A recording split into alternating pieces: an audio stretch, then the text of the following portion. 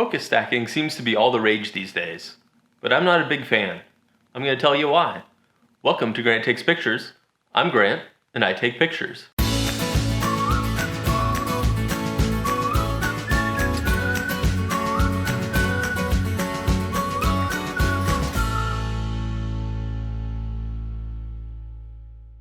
So what is focus stacking? Let's say you are out by the Salton Sea and you go to Salvation Mountain, which I've recreated here in Lego form. And you want a picture of this flower in the foreground with Salvation Mountain in the background. Now, sometimes it is hard to get both the flower in focus as well as the mountain behind it. So let's take a look at what that looks like. So if we try to put the flower in the foreground in focus, we often get a picture where the background is very out of focus. Right now I'm shooting at f2.8 to really demonstrate this and make my depth of field very shallow. And then if you have an image where the mountain is in focus, the flower is very much out of focus. When you combine these two images in the computer and layer them on top of one another, taking the bottom half of the image where the flower is in focus and the top half of the image where the mountain is in focus, you can get a picture where they are both in focus. However, when you make a picture like this, it often gives it an unreal quality. Our eyes don't work this way. When I am focused on something close in front of my face, the background is out of focus. But if I focus on something far away, I can't focus on things close. So it gives it a little bit of an otherworldly feel. This is similar to how it works when you do a high dynamic range picture. This is something that our phones can do these days for us, but it is something that is still popular among many photographers.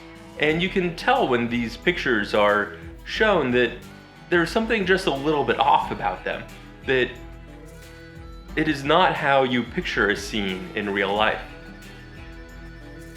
Now, I'm not really an advocate for a photojournalism type of ethic in my photography. I think making some edits to a photograph is very fair, that sometimes what your camera captures is not what the eye sees. But what I am in favor of is recreating a scene in the camera to show it as our mind's eye sees it. That I don't want to push my images so they look unreal. I want them to show what I remember seeing out when I was taking the photograph.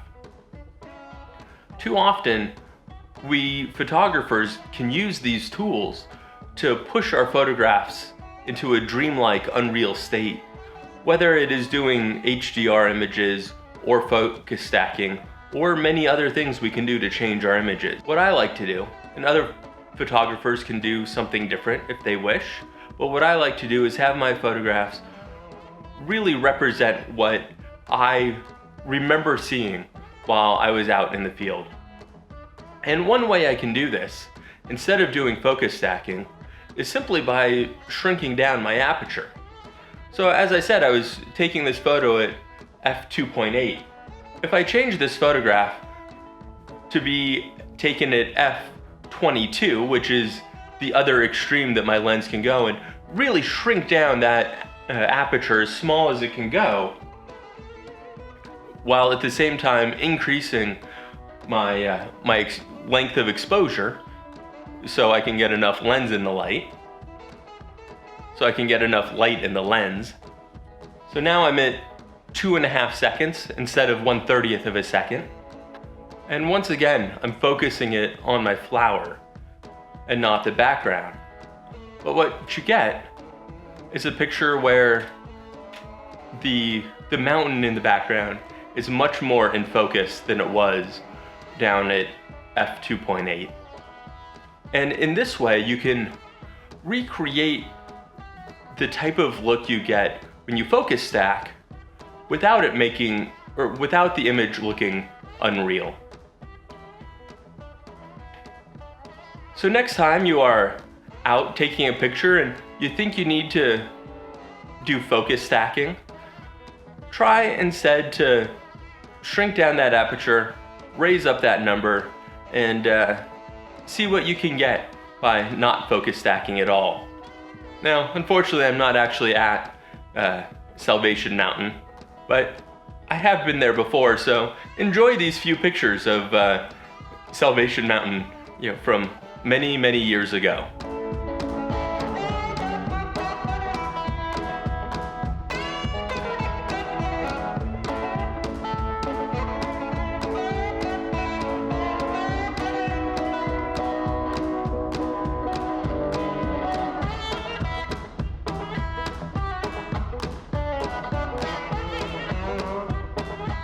I hope you've enjoyed this video.